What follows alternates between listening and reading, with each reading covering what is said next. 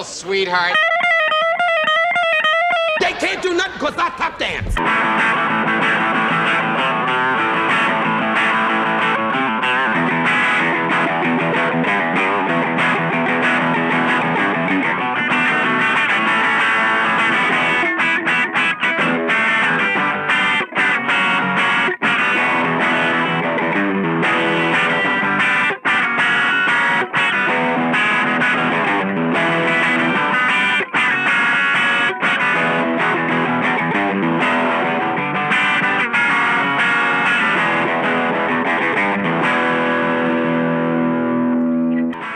This is WVCR 88.3 FM, The Saint. You are listening to Calling Out Controversy, featuring hosts Andrew Hecht and Justin Kenyon. What's good, listeners? How's it going out there? Yeah, it's him. It's Andrew and Justin calling out controversy. What's up, everybody? How's it going out there in Radio World? Radio World. If they could answer us, they would. Send us an email. Please do. We're lonely. All right, man. So, hey, you work at a polling place, right? Yeah. At a polling place we're not going to name, but you work No. at a polling place. Yeah. What's one of the wildest calls that you had to be on during a polling place? There's several, some of which I'm not going to say, but there was one. This was the first ever time I ever got somebody on call. And it was for a class. And so we built the survey and everything. We're calling out people, trying to get a certain amount of people to answer it. And I get this one woman. And I start off reading the message and everything. And she's just like, you know what? Since I work on the phones too, I'll do this for you. So it's a middle-aged woman probably like late 30s, early 40s, mid 40s at most. And so I'm going through the survey with her. All of a sudden I hear her daughter going, mom, or whatever. And she's just like, Susan, or whatever her name was, or Sarah, stop. And it's like, I'm busy. And then she keeps on going. And then all of a sudden, like halfway through the phone call, she then goes, I'm sorry, Justin, I have to go. My daughter's stitches just ripped. And I'm kind of like, okay. I was like, ma'am, this is what you were doing the entire time? Take care of your child. I've had several other ones. I've also been called a cutie pie. That guy was great. There was, I went for two shifts. I worked at a polling place for 2 shifts. And You just couldn't stand hating yourself? No, it's not that bad. It's just what got me mad was I did it to pick up a little extra cash because I was low. Yeah. And naturally, what upsets me is that I'm on the phone clicking buttons on a computer. I don't need my full attention. Like, it's not something that requires your full attention. And nobody's ever going to convince me it does because I've done things that require my full attention. Same that with wasn't me. it. Yeah. Yeah. So you got. So my first night, right? Yeah. Very first night training, I get a guy on the phone. And this man was belligerent, loud, obnoxious, angry, cursing me out, screaming for me to take his name off the list. How did I get his number? It's an invasion of privacy. And I'm like, sir, it's a randomly generated number. Yeah. I don't have your number. It's RDD, random digit dialing. Yeah, I don't. It's you just got picked. And he was like, oh, don't call me back. And I had 4 people when I worked there Sunday telling me to take them off. No, it was probably like 6 or 7 actually told me to take them off the list. Yeah, people don't like getting called randomly because they don't understand about random digit dialing. Random tangent. Patangum. What are you, the Chris D'Elia Eminem guy? Yeah. I'll be sampled on Eminem and Logic's next song. Taurus is bars and ours. Napkins, chapkins, bapkins. Dude, that was so... Go look that up, listeners. If you haven't seen it, look up Chris D'Elia. Is a great comedian doing Eminem. He was so good that Eminem put him in a song. Yeah, and a music video. Yeah. So, but, yeah, you were saying? No, go ahead. But also, like, I had... Yeah, I've had a bunch of other random phone calls. Like I said, a couple more that I'm not going to say on air. But I've been sworn at. I haven't been threatened. I've been threatened. I've been called a cutie pie. Once again, that guy was... I don't know if he was insulting me or calling me cute. I don't know if he's attracted to me or not. Well, usually when I call guys cute, it's because I think they're cute. I think you're attractive. There we go. Ooh. All right. Anyway. Cue the Barry White music. Anyway. Oh, baby. Moving on. Current events. Current events. We'll have this more in another episode. I hope not. Wait for Nick. wait for have Nick. the Three Musketeers and the Shout big out three. to Nick Desatel. But no, what do you call it? The current events. So this past week we had 2 DNC primary debates. They occurred. I watched one of them. I haven't gotten around to watching the second one. You know, I just haven't had the time. I would have watched them, but I didn't want that to worry about me plucking my own eyes out. So the first one was interesting because I saw some highlights though. The first one was interesting. There was a guy who wasn't completely insane on the panel. Was it Delaney, Hickenlooper? I think it was Delaney. Was he bald? Yeah. Delaney. Business owner Delaney. Yeah. So Delaney's also a congressman, 2-term congressman. Yeah. So Delaney was not that bad. Honestly, I would not be entirely upset to He's see not gonna someone get the like nomination, Delaney. Of course he's not. But what I'm saying is, as far as compromises go, as someone who doesn't subscribe to either major party, Delaney is the type of guy that I could be like, okay, if I had to pick anybody of the 20 that are still around of the Democrats. Yeah, Delaney would be a good person Trump to lose to. Like, well, I mean, Delaney and Hickenlooper both said at a Democratic event that they can't be socialists, and they got booed for that.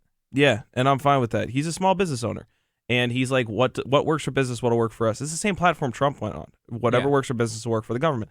But the party is not going to go for that today.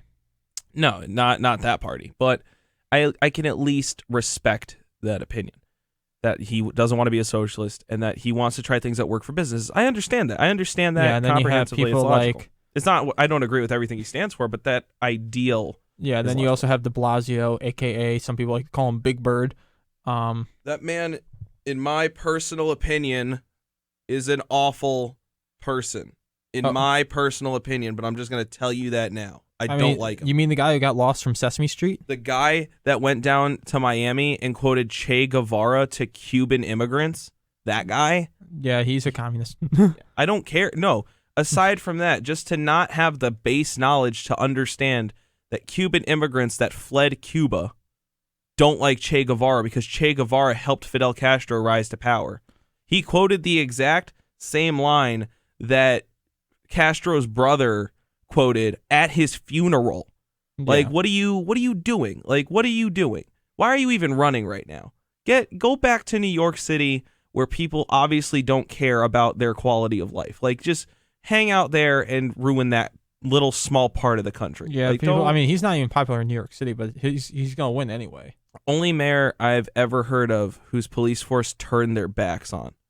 Rahm Emanuel. Oh, yeah, no, fair enough. Although they have a good commissioner in Chicago. Yeah, but how messed up do you have to be for your entire police force to give you a back? Like, yeah, they don't care. Anyway, let us know what you think about Bill de Blasio. There also was Williamson who started talking about healing crystals and love. Yep, there's that too. That happened. Then there was Warren's massive plan for free stuff. Oh yeah, there was Bernie Sanders' on master plan for free on stuff. Williamson, there was a comedian, I think it was on the Greg Gutfeld show, who said that she seems like the type of person who would decide whether or not to bomb a place or whatever by doing a tarot card reading. So bad. I'm not a big fan of Greg Gutfeld, as I've told you personally. I know. Again, these are my personal opinions. I like but him. I know listen to you me. don't. So yeah, no. Listen, listeners. If you don't agree, tell me why. Tell me why I should enjoy these people. Like I said, I can respect who I respect. I don't respect who I don't respect. I don't respect Greg Gutfeld as much as I don't respect Elizabeth Warren. I don't like him. I think he's obnoxious. But these are my personal opinions. Let me know what you think. Yeah, I mean, but we get along, right? Discourse. Yeah. I like the guy he has on there. Tyrus. I love Tyrus because he's Brodus Clay, and he's really Brodus Clay. But no, I like him because he gives a different perspective. He's someone who I can get behind. He's young. He's intelligent. He's funny too. He's funny, but more importantly, he doesn't feel the need to like narcissistically hog every talking point. Like, I know it's Greg's show, but if you have like 3 other people on there with you, you don't have to all the time try so hard to be funny and get the quip, and then you say something that sounds dumber than the person you're ripping on. Like, he was better in the 2-man act. Like, I forget who his McGurk. Yeah, McGurk. McGurk was the funny one. Like that, I liked McGurk. McGurk was cool. I thought they both were funny, but I mean, yeah. I mean, again, it's preference. But anyways, back to the debate. Yeah. So you had Warren's master plan, because all these monopolies that are out here. Yeah, but the big thing that all came these out of it monopolies was Biden and busing. He was in the second debate, so I didn't see that one yet. What's up with that? Tell me. I just saw highlights of it, and they were saying that like he was against busing, which then people like Cory Booker and Kamala Harris pounced on, saying that he wasn't good on civil rights or whatever because he voted against this one measure, which he thought was stupid.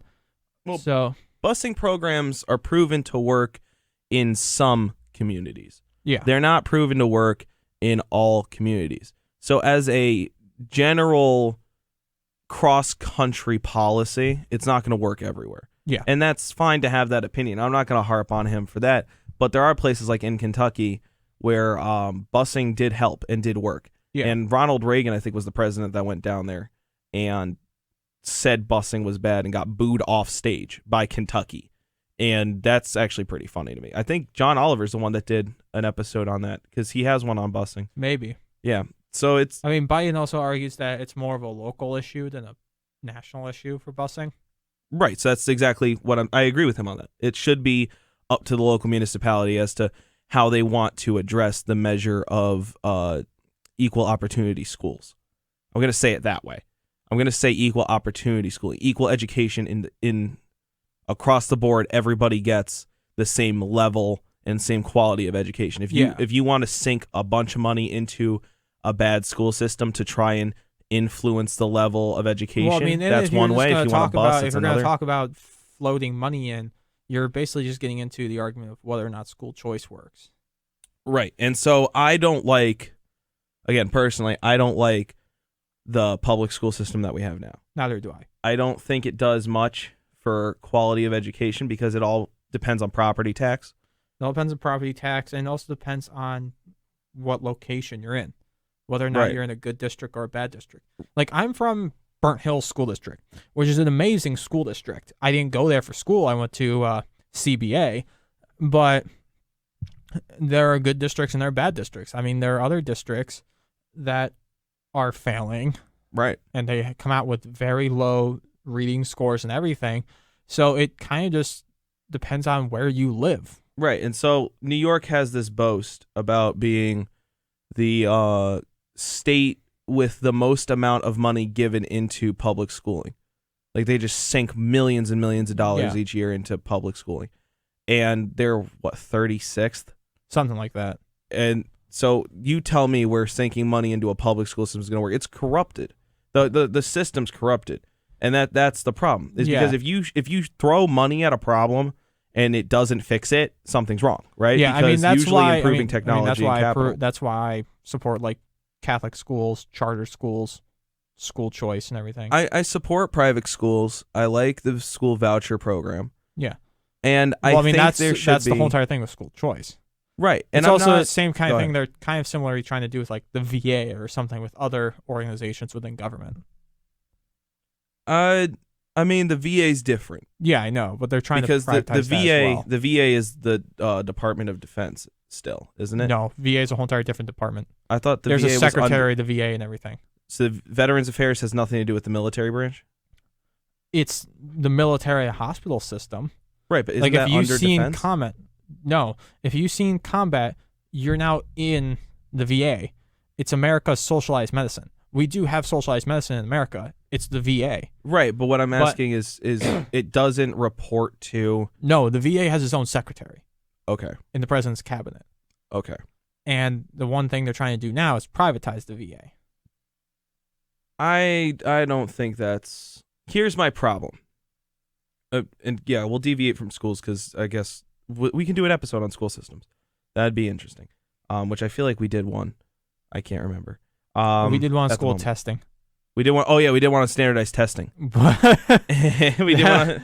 Fun episode. We did one on, well, if you can call it an episode on standardized testing. We talked about standardized testing before. We talked about school systems briefly, but we should do an episode on school systems, get a few experts in here from both sides, talk about the pros and cons and whatnot. But VA, moving on, if you want, I don't agree with privatizing the VA if you mean that someone owns the Department of Veterans Affairs.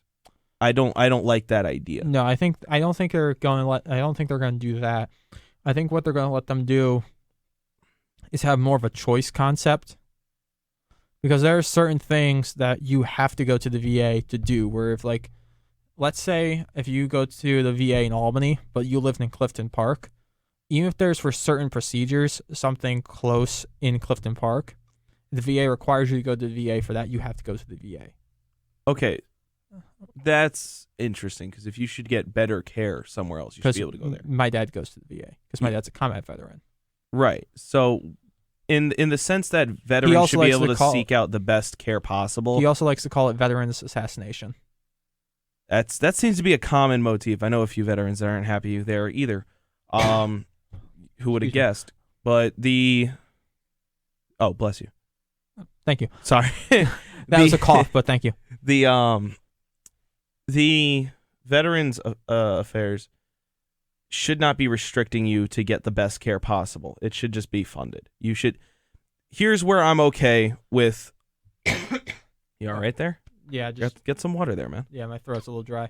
So it should be funded. We should have socialized medicine for veterans, because the idea is that they served and protected the country. They deserve it. They deserve it because they went and put their lives on the line, and in their contract, just like the GI Bill, they did it for healthcare. They did it for a college opportunity. They did it because of their patriotism or because of any other incentive that we offered. And the point is, they did it, and they did it successfully if they came back. And if they died in combat, that's very upsetting, and it's an honor that they sacrificed their lives for us. It's an honor that we get to live here very much so, and not have to mandatorily serve. So you should treat those people very nicely and with respect and dignity. The VA fails to do so because we underfund it. And we underfund it, and we don't staff it properly. And then we, up until recently, didn't let people get fired. And that's all contributing to the fact that it's a corrupt system. So if you had to ask... why do you think you had these abhorrent wait times for people? Yeah, it's disgusting. These are veterans, dude. These are the there top are of the line. Some instances of 9 hours for wait times. Yeah, these are the top of the line citizens. These are people that said, not only am I going to be a model citizen, I'm going to defend other citizens and create an environment for society to grow by serving in my armed forces, either in the Navy, Air Force, Marines, Army, Coast Guard, National Guard.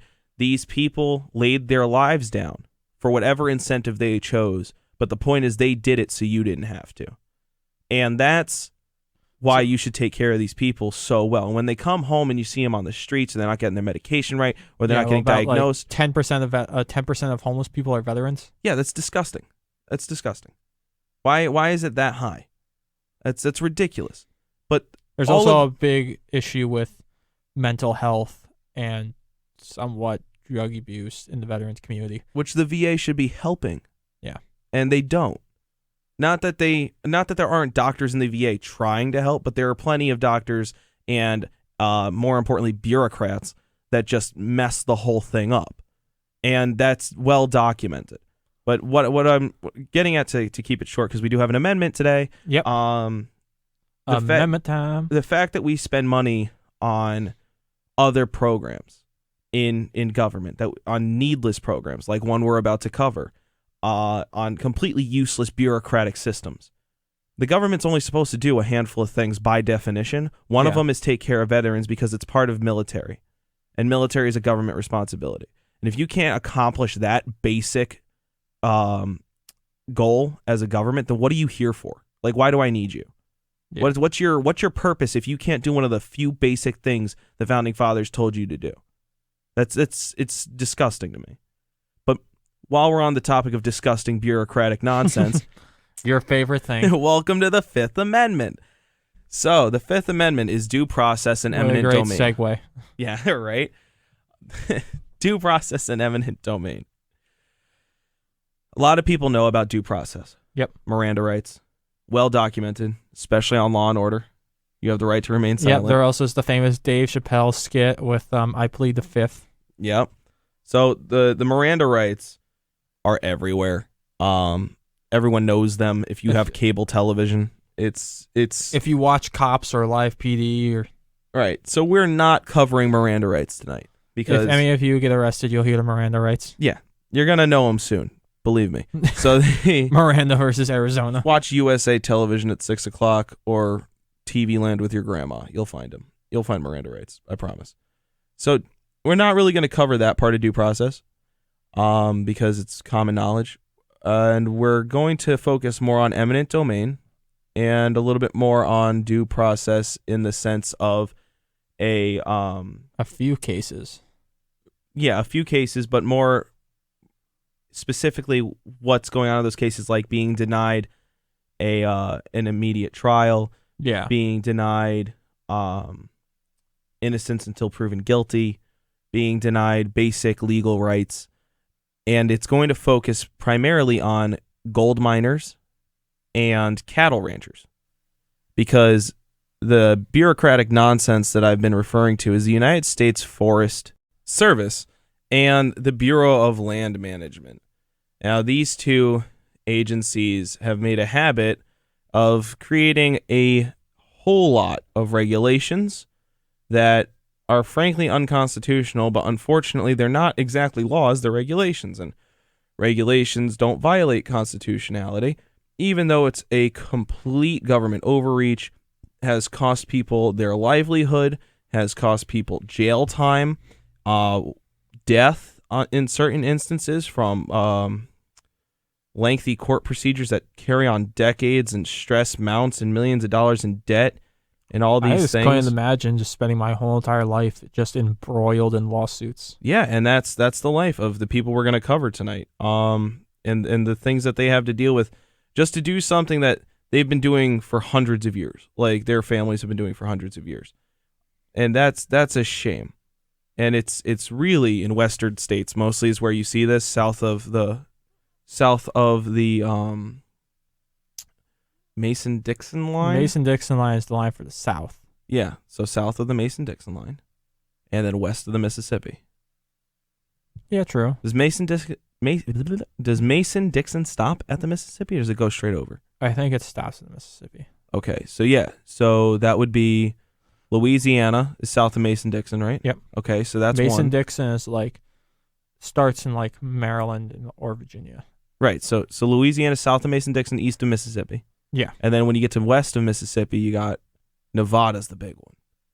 And Oregon and Alaska. The big ones are Nevada, Montana, Wyoming, Oregon, the Dakotas, Minnesota, Minnesota, Minnesota, Minnesota, not Canada, and Alaska. Pretty much where Same thing. Pretty much where much of the culture revolves around land use. Yeah.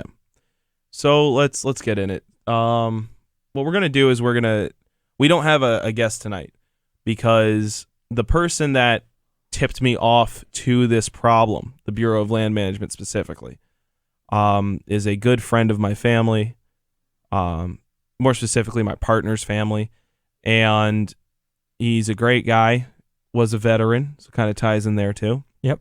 And he's a gold miner. And I don't know if he wants to be named or not, so I'm not going to throw his name out there, but he's a very, very nice person, very good to me. And my partner, when we went to visit him and see his gold mine and live his life, and he explained to us what the Bureau of Land Management has done in Alaska and the things that he and his community up there have had to deal with on a regular basis to try and stay open as gold miners and to try and live on the land that they've lived on for years, like three, 4 generations. So he's unable to make it tonight because he's in Alaska currently, and there's not great service, so he wasn't able to call in. But on his behalf, I'm going to try and do this topic as much justice as possible. We're going to do our best. Yeah, so what we're going to do instead is we're going to start playing clips. We're going to play clips from two people, Cliven Bundy, who is a cattle rancher, and Wayne Hage Jr. from the Hage family. Yep. His father was wrapped up in that. And then we have one from a local gold miner out west. I don't specifically know which state, but it does look like possibly Oregon or California. If it's California, it's going to be Northern California. Yeah. I just don't know if it's one of those two or Washington or Alaska, but it's one of the 4 states. And he gives a comprehensive view on what's going on in his life. So before we go any further, we're going to take a quick break. Don't forget you're listening to Calling Out Controversy on WVCR 88.3 FM, The Saint.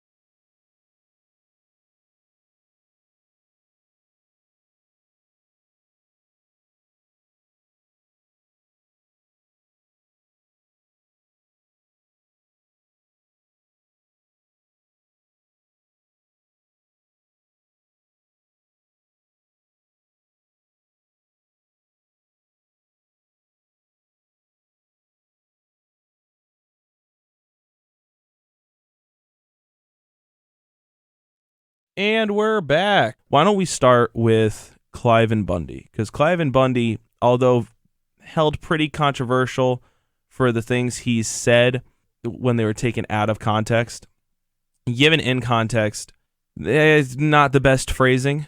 Yeah. He definitely could have done better, but the man was never meant to be a personality. He's meant to be a cattle rancher, so I don't hold it against him. He wasn't meant to be a politician. He wasn't meant to be a media personality. Right. No, his job was to ranch cattle.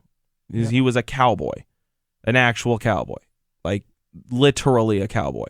Yeah. So when he comes out and says things, sometimes I go, all right, Maybe I wouldn't say it that way. yeah, because he's also almost 80 at this point. So it's whatever. But yeah, Cliven Bundy, his sons Eamon and Ryan are very notorious for fighting the BLM and the USFS, and there's a couple segments that I thought pretty much did it justice enough for us to use as expert video footage.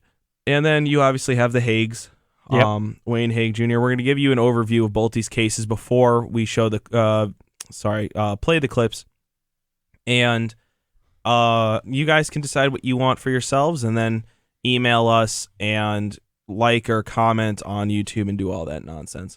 So we can move forward. So what's the overview about Bundy? What do you got? Well, so Bundy was grazing cattle on public land, federal land, and he had the permits to do so, if I'm correct. And Yeah. so they started to basically say that he didn't have the permits or whatever, or that he can't graze on those lands. So then basically he said, well, I'm still going to do so. And he didn't pay the fines or whatever. And it turned into the standoff. And then it led to basically a few court cases. Okay, so we have Cliven Bundy saying, I've been doing this for my whole life. Yeah, decades. My grandfather did it. His grandfather did it. And the government has no right. Now, Cliven Bundy takes an interesting legal stance, which is he does not recognize the federal government as a landowner, doesn't think they have a right to own any land, and on top of that, does not recognize their authority to tell him that he can't use the land that he wants to use because he's a citizen of Nevada, not of the territory of Nevada, the state of Nevada. So he's taking a 10th Amendment approach, which we will cover when we get there. But it's worth noting that the 10th is going to tie into this a little bit, and it'll give us an opportunity to revisit it loosely when we get to the 10th Amendment in 5 weeks. So, stay tuned. But Cliven Bundy, his sons Eamon and Ryan, obviously activists. Eamon and Ryan go up to Oregon at one point after their cases settled in Nevada and take, I don't know if they took it hostage. It's from the media's perspective. From the media's perspective, that's what they make it sound like. It causes word choice. Yeah, it causes an armed standoff, and things get really, really, really tense. So why don't we start by taking a video for Cliven Bundy's trial back in November 16th, 2017. This is at Fox News, and William LaJeunesse is commenting. So why don't we take this? Witness in the court case against Cliven Bundy. He's the Nevada rancher who sparked a tense standoff against federal agents over grazing rights. Bundy, his 2 sons, and a militia leader all on trial. William LaJeunesse is live on the West Coast for us. What is this trial all about, William? Well, you know, this was a big story, and it came very close to being a bloody shootout. Now, there are 2 versions of the story, and we heard both in recent days in court over what happened during that armed standoff in 2014. So prosecutors say that 71-year-old Cliven Bundy refused to pay his grazing fees, violated court orders, and then threatened to shoot federal officials who tried to seize his cattle. The Bundys claim they tried to pay their debts, first to the county, then the state, but Washington wanted to run them off the land so it could turn the acreage into a national monument, which is exactly what it is now. So recall hundreds of armed protesters from around the U.S. They forced some 30 law enforcement to stand down in what many saw as symbolic of the war between Western ranchers and farmers and Washington. This is a very simple case. It's about a man and a family who ranched the land. The family's been ranching it for 150 years. The federal government comes in. They claim a right to manage that land, and the way they're managing it would have driven him out of business. Eventually, the feds took back the grazeland for the desert tortoise, and now it is the Gold Butte National Monument. Sandra? William, why has this taken so long to get to trial? Well, you know, the defense did ask for a speedy trial, and Cliven had basically been in jail with his sons for almost 2 years, but the feds say this is complicated and that they needed time to handle that other case involving the Bundy boys up in Oregon, and that was a case that the feds lost. They need a win here, and in fact, the judge says that these guys are not a flight risk, but they don't recognize federal authority, so she's keeping the 2 of the Cliven and his son in jail. This could last months. Back to you. Got it. All right, William LaJeunesse, thank you. There you have it, right? That's the overview of the case. And naturally, this case got a lot of notoriety. The other person you heard was Mr. Clayman, the founder of Freedom Watch, and I think it's Larry Clayman to be exact. I'm not sure, but I think that's right. Yeah. So there you go. So he's commenting on it. It's got a lot of notoriety, and I think that shows how concerning this is as a topic for professionals, like people who actually are paying attention to this type of thing, which should tell you something about whether or not the average person should know more about it, don't you think? Yeah, very much so. I mean, basically this case comes down to, I mean, the main thing you probably could say was the catalyst for this was that he didn't... Catalyst. Nice pun. Was that he didn't really recognize the people who were trying to enforce the law. Well, that depends on your perspective of things, because he has an ancestral argument to it. He's been doing it for years, and this is where eminent domain comes in, is that his family has been cattle grazing on that land, has been ranching on that land for generations. Yeah. And under the Constitution, they have a right to that land because no one ever seized it and compensated for it under eminent domain. So they just seized it. They just took the land. You can't just take the land. That violates the Constitution. Yeah. And then telling someone... But did he put that in his case? I believe... I don't know the intricacies of Bundy's case specifically, but I'm sure that the lawyer for that case definitely cited that because he ended up winning. If he didn't, his lawyer's not the best lawyer then if he didn't do that. If he didn't, yeah, but his lawyer won the case for him. Yeah. Bundy won. So Bundy wins, gets out of jail, and immediately says this to the press through a megaphone, hanging out like almost less than a week and a half, maybe 2 weeks, that he was released from prison.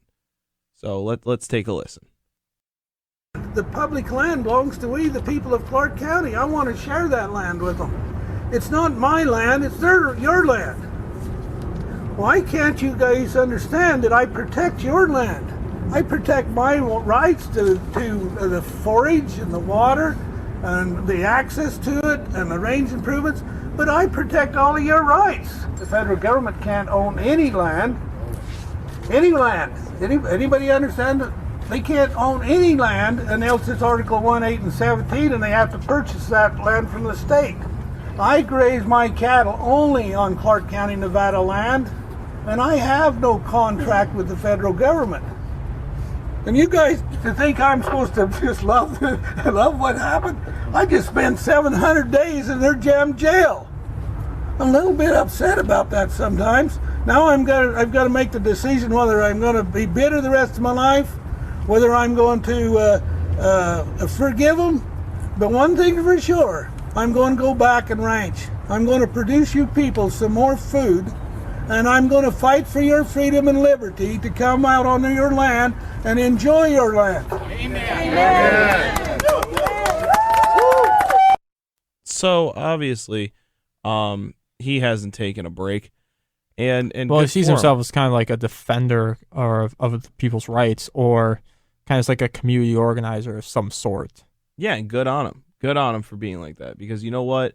The average person doesn't know their rights well enough to defend them. And like I said earlier, he's definitely intelligent. He's definitely the guy who you want fighting for your rights, because he's gone through court and all that. He's had expert legal counsel or legal representation. So, I mean, what's your take on it, man? What do you think? In regards to him winning the case, or to the case as a whole? The whole debacle. It definitely is an interesting one, because, I mean, it definitely got a lot of coverage through Fox and other outlets, but it definitely got most of its coverage from Fox. So it depends on what audience you go to. Because one thinks he's an extremist, the other one thinks he's a defender of rights, like I just said. Right, but like, where do you stand? Like, do you agree with him? Do you think that the federal government doesn't have jurisdiction over that? Do you think that we should look at it more from a state's, like, 10th Amendment perspective? Or how do you feel about the fact that he requested a speedy trial through counsel and they let him sit in jail for over 2 years? Well, I'm definitely for his right to call for a speedy trial. I mean, like, if they don't give him the compensation, then they don't have the right to the land. I mean, that's obviously laid out. So, like he said, that they need to buy the land or compensate for the land from the states. And if they haven't done that, it's not according to the Constitution whatsoever. So it basically depends on whether or not there was compensation. Right. So here's where the average person who's not too keen on their rights is at a disadvantage when it comes to the Bureau of Land Management or the United States Forest Service. They're a regulatory agency, so that they do something like make regulations, which are similar to laws, except they're not. They're not laws. Yeah. That you have to follow them and abide by them because they're regulations. But the average person also doesn't know the difference between a regulation and a law. So what's the difference between a regulation and what's a law, and what violates the Constitution and what doesn't? Because regulations don't violate the Constitution according to every single case that we've come across in the last few days researching this project. But we have found that courts will side on Bundy's side, because unless if you're Hage. Unless if you're Hage, and that's the Ninth Circuit. But judges will side with him because they know that the BLM is wrong. What the BLM is hoping, and what the USFS is hoping, is that you don't take them to court so a judge can tell them they're wrong. And there's no law preventing regulatory agencies from making regulations like this. Now, in Alaska, which I'm going to tie back to my friend, there is a problem with vagueness. Now, there's a law on the books about a Florida Supreme Court decision about vagueness, which has been applied across all states.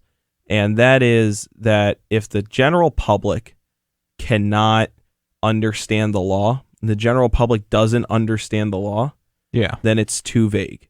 And vague laws don't work. They get thrown out in court every time, and they immediately get overruled and have to be rewritten. Now, the case that I'm thinking of, it's what, Frederick v. State? Is that what it was called? I think it was Franklin. Franklin v. State? Yeah. Franklin v. State.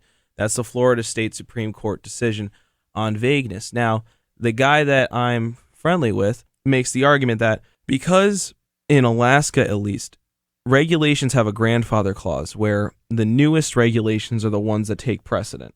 And it only goes back 2 regulation generations. So it only goes back to 2 regulations before the current one passed. So all they do is keep making new regulations and new regulations and new regulations and new regulations to push out older regulations in order to continually add more restrictions. Yeah. So they just constantly file new regulations. That's just nefarious.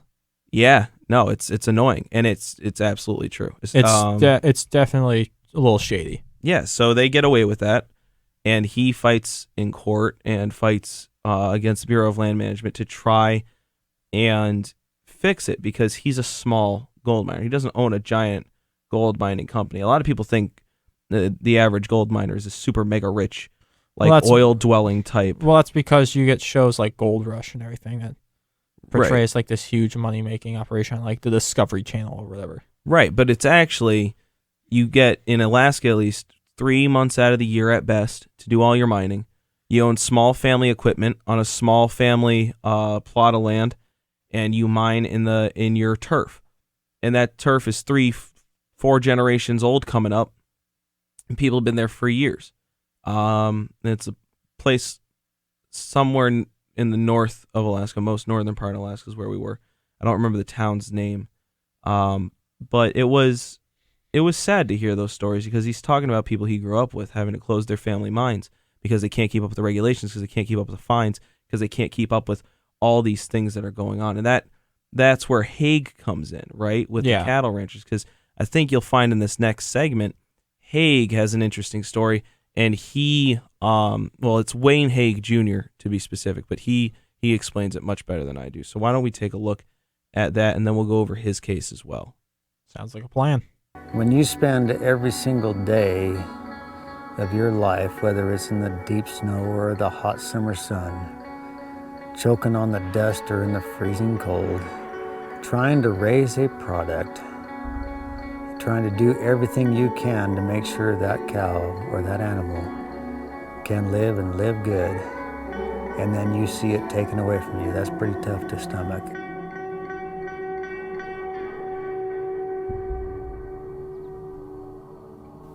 Wayne Hage might be the last cowboy in his family, ending a tradition started by his ancestors during the Civil War. Hage has been fighting a legal battle with the federal government that was started 40 years ago by his father to save the family ranch in central Nevada.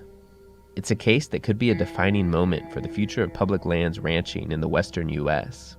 For as long as I can remember growing up, Dad had talked about these open range ranches, the ranches where you basically run cattle year-round outside. You don't feed them hay. All the work is done horseback for the most part. And frankly, the whole operation is very similar in many ways to the way cattle were run 150 years ago. The business relies on a once common practice across the American West. Ranchers paying the federal government for access to publicly owned land in order to feed their cows. More than half of the American West is publicly owned and managed by the federal government. In Nevada, nearly 80% of land is publicly owned. Ranching is still by far the most extensive use of public lands in the U.S., but that's been shrinking over time. The number of ranchers permitted on federally owned lands has fallen from about 22,000 in 1979 to 17,000 in 2016, according to the most recent government estimates. That's meant ranching has shifted to more expensive private lands not subsidized by the government, and it's cutting out the small family ranchers like the Hages, who rely on access to public lands for their livelihoods. My folks bought this property in 1978. They wanted a bigger desert operation to ranch on. The property was huge and remote. It was 7,000 acres of private land and included permits to graze cattle on 750,000 acres of land administered by the U.S. Forest Service and Bureau of Land Management. It was a dream for my mom and dad. It was a dream for them as a place to raise their children. And it became a nightmare. The timing was bad for the Hages. Congress had started passing tough environmental regulations in the 1970s. As a result, federal land managers began sealing off public lands to protect endangered species and preserve land damaged from overgrazing. As soon as they bought the place, the federal government came in and started placing different rules and restrictions on them, and eventually made the place where it was unoperable. The fight that followed embodies a familiar struggle across the West. Ranchers are frustrated with government control, while critics are glad to see ranching decline on public lands.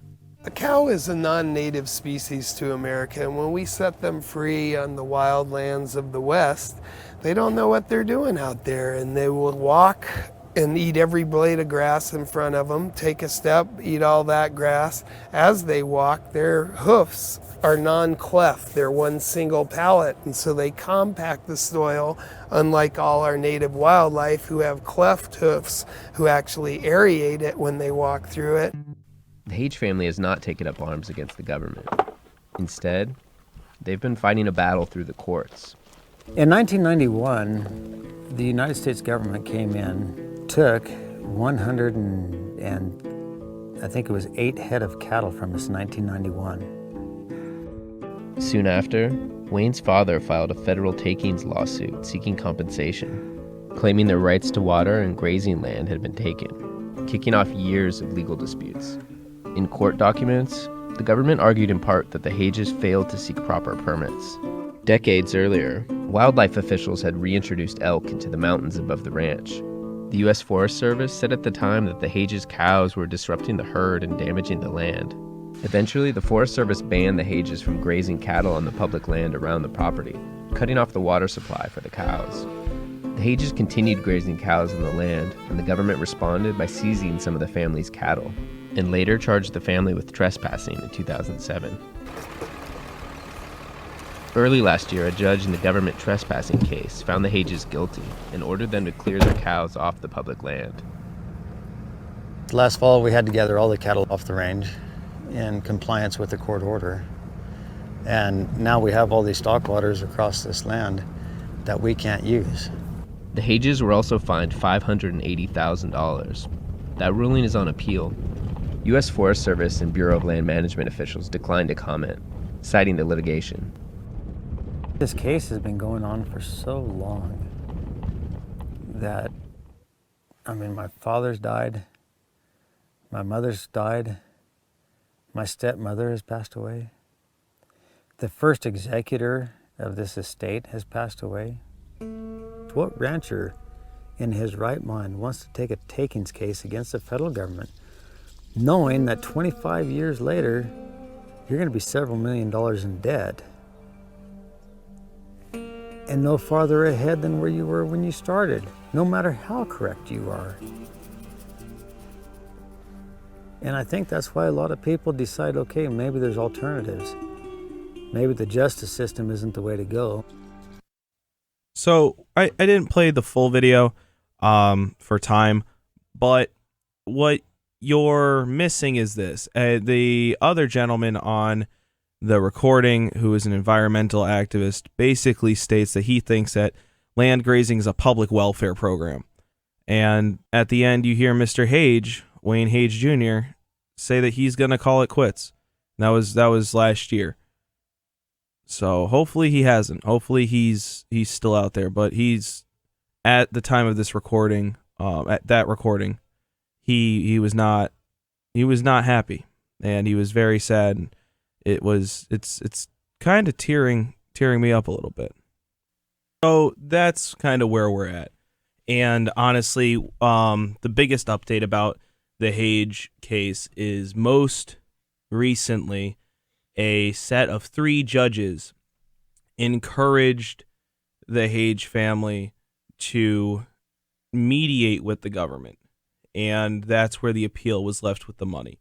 It's interesting to note, though, that the judge who let Bundy off in his first case and prevented him from paying millions of dollars in fines is the same judge who actually ruled that Hage should pay the $500,000.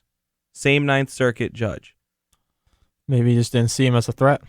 I don't know, but the whole idea of how arbitrary that is, where the same judge can see two very similar cases, try both of them, and then not use one as precedent for the other is a little interesting. It is. It's very, very it's very odd. Yeah. But the Hage family has a long battle to go. I certainly send my sympathies to them. I would love to get involved somehow, and honestly, if you're listening and you want to, go ahead and Google ways to help get involved and help support the Hage family, and their fight to keep their farm and keep their land and try and end this generational conflict now, because now his father died and he's taken it up.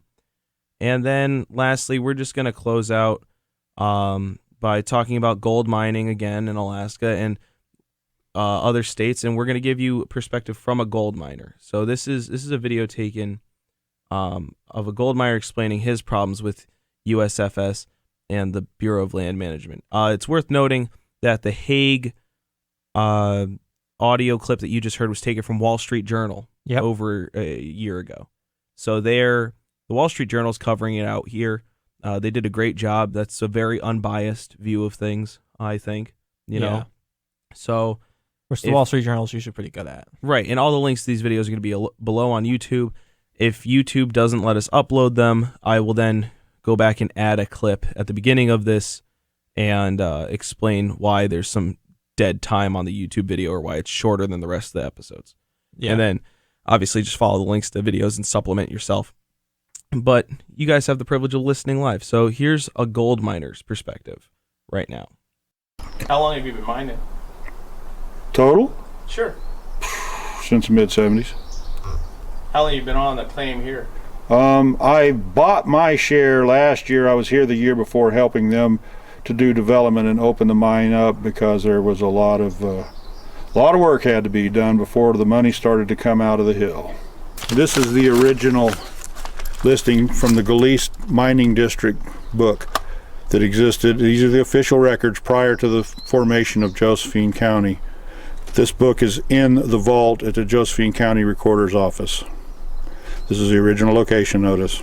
This is what we date our claim to this mine from this original location notice. This mine has been held by a miner in continuous possession since this. Therefore, we're questioning how the BLM has surface management authority on a mine that they have never actually had possession of. The 1872 Mining Act granted exclusive possession and enjoyment, that's the wording of the law, to the miner.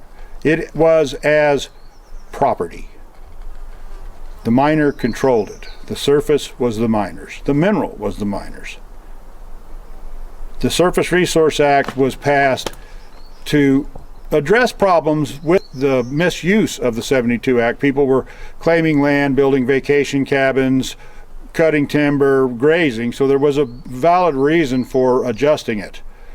The claims that were filed prior to July 23rd, 1955 were granted grandfather status. They still maintained their surface right. Anything filed after that date, the miner had possession of the mineral, he did not have possession of the surface.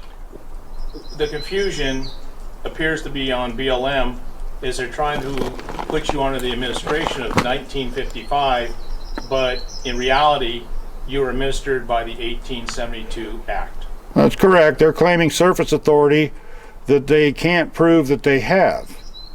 There was a process for the BLM to acquire surface to pre-55 claims, but it was a process that required either a direct relinquishment from the miner, of Form 5, or an act within the agency that resulted in a judgment that severed the surface. But you did have a process that you had to go through in order for them to do that, and all these were supposed to be recorded, proper serving of, there was service of the papers that they had to maintain the records of. There was a whole series of events that had to go forth before the BLM could sever the surface.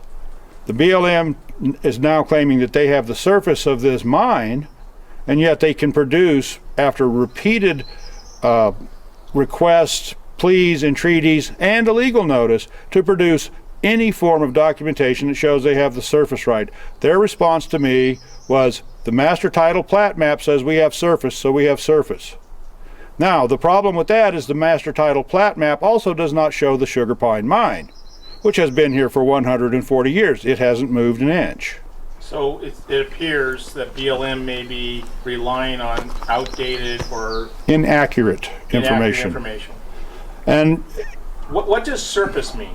When you say surface right versus everything, I mean, what does that allow? The BLM, if they maintain surface right, any surface disturbance has to be approved by them. You have to file a plan of operation and put up a bond. And they can say yes or no, because they have the Endangered Species, Clean Water Act, all these other constraints. When we talk of the surface under the 1872 Act, this is like private property. This is not under the management authority of the BLM. They like to say that it is, but there's multiple court cases that affirms it's not. So BLM, if I understand correctly, you've tried to clear this up and you've made a FOIA request to them? I've put in 14 individual FOIA requests. How long back have those FOIAs been? February 11th. How many responses have you got? 2. I received 2 in the mail today. Today is April 17th. And you put these back in. So you've been trying to get them to show and document how they feel they have surface rights. That's correct. I've asked for them to show me in writing where they derive their surface management authority, and thus far the only thing I've gotten from the BLM, aside from stonewalled, stalled, and ignored, was 2 notices of non-compliance claiming that I'm in violation. And that non-compliance is based not on 1872 law, it's based on 1955 regulation. That's correct. Has the BLM done any damage to you already in operating this mine? Yeah, I can't work. The BLM, I have a stop work order. I'm not allowed to do anything. I'm supposed to remove my possessions from this mine, close up this mine, reclaim the surface, and leave before I even get a hearing. And the BLM is trying to bully me and force me off my land at the risks of totally violating my 4th and 5th Amendment rights, and I refuse to budge. I am not leaving. They are not taking me out of here until I get my day in court. This is a constitutional republic. We're a nation of laws, and that includes the federal agencies. So there you have it, man. That's the base argument that was given by Rick Clay back in 2015 at Sugar Pine Mine in Josephine County, Oregon, for Oath Keepers. Oath Keepers was the group that interviewed him. So that's pretty much it. It's sad. It's really depressing. And it's also very, very foreboding and dangerous that we allow government to act like this. So, I hope I did this topic justice. If you're listening and you're concerned, definitely know your rights. Definitely look it up. I hope that you understand now after this point in the Summer of Rights that knowing your rights is the most important part about being an American. Knowing your constitutional rights, knowing what's the difference between a human right and a constitutional right, and knowing what the difference is between what's your actual responsibility and what you own and what you should protect and who you should trust and who's trying to come and take those things away from you. Yeah. Because for all the bickering and debacle and nonsense that we carry on with every day, slowly but surely there's people who are living their lives out in here who are getting screwed. Yeah. And they're getting screwed by the people that we have chosen to elect, the people that they appoint to these bureaus, and the system of bureaucracy that's just raining terror down on small business owners, on ranchers, on families, on generations. That's what we're talking about here. Yeah. And that's it. So it's definitely a hard pill to swallow. Yeah, man. Well, while you're swallowing that pill, don't forget to like and subscribe on YouTube. Don't forget to write us. Email us at callingoutcontroversy@gmail.com. Don't forget to hit up the WVCR website. Don't forget to have a good night, everybody, and we will see you next week. This was Calling Out Controversy on WVCR 88.3.